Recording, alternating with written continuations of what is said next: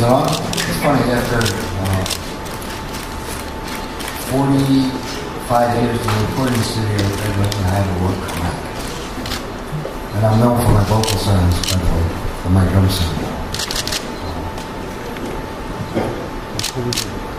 I guess, what do you want to know about Woodstock? Is that what you want to know about? Or do you want to know about the piece at the DMZ? Okay. Woodstock is a progression for me because I'd already done everything since I was 15. I already had hit records as a singer. I already toured. I already wrote 65 hit songs.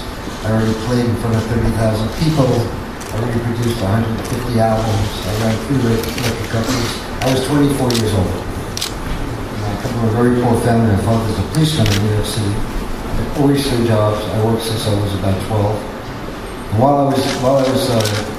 when I was young, singing doo-wop and that kind of stuff, and after I wrote a song called "A Pipe Piper," which is still, you don't know it here, but internationally, there's been 67 records of it.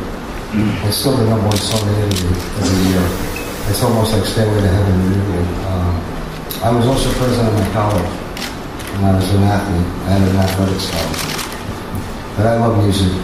You know, I started as a classical trumpet player, only because we couldn't afford to get me an instrument. So at school, for $1, I had a choice. I wanted the drums, and all I had left was the trumpet. So I became, in high school, I became first chair of solo trumpet player at symphony. Then I heard Blowing in the Wind. This is after I was already in the record business. I had gold records as a writer and all this stuff. And Peter, Paul, and Mary put out Blowing in the Wind. And I went to get in a record store, and they didn't have it by Peter, Paul, and Mary. And the guy said, well, you know what? Why don't you try the one by the writer? I said, who's the writer? He said, well, his name's Bob Dylan. And he says, and I took it home, and I listened, and I said, wow. You know, with all the acts I've signed and all the records I've produced, I haven't heard anything like this before. I grew up with Paul Simon, and I always thought Paul was a genius. Because Bridge Over Troubled Waters, it's hard to top that as a song.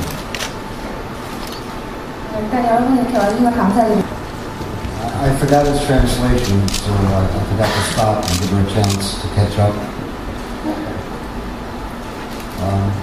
Okay, so that was Bob Dylan. I was still running Capitol Records. I had Debbie Harry, she was going to become Blondie, Bob Seger, Linda Ronstadt, Glenn Campbell.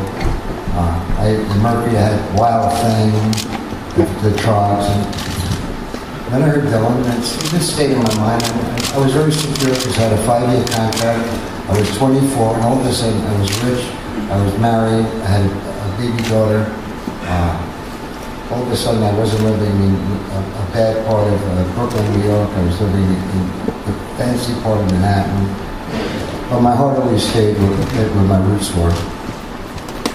Okay. The only reason I told you that is because Brooklyn is one day Capitol Records. I was kind of custom made. I had all the things you think you want in life. And I was very happy because I had a wonderful wife and a wonderful baby.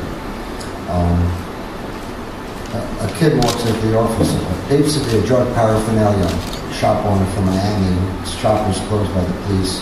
He had a band. His name was Michael. I liked him. So I gave him a $5,000 development deal and took his band in the studio, and they were terrible, but we became friends, I thought. A good thing was when I was at Phillips Mercury, the man who owned the bitter end, the first place Bob Dylan ever sang, came to you with an act from Canada called Leon Bidd. And as a favor, I spent about $150,000 and took him in the studio and did the album. Okay, Freddie Weintraub, bitter end. Michael had nowhere to live, so he started to stay with me more and more. We would travel up to Woodstock, New York, and I had friends there. They hadn't happened yet. I had signed the band to Capitol, so I knew the band. Which weren't in the movie. One night we're playing bunker pool, and I'll take you briefly through Woodstock, because you know about Woodstock. One night we're playing pool, and he says, you're David Darling. And I said, why, Michael? Says, you don't go to see bands anymore. You're always in the studio producing. You're always writing. You never, you used to tour and you don't really care about seeing other people. And so I said, well, what if we get a theater and we can make it free? Wouldn't that be a dream? We can make it free for everybody. We'll have the Who is happening. One of the 3 acts that had happened before Woodstock. Everybody else was unknown until the movie became a success and the record came out. I want to point that out.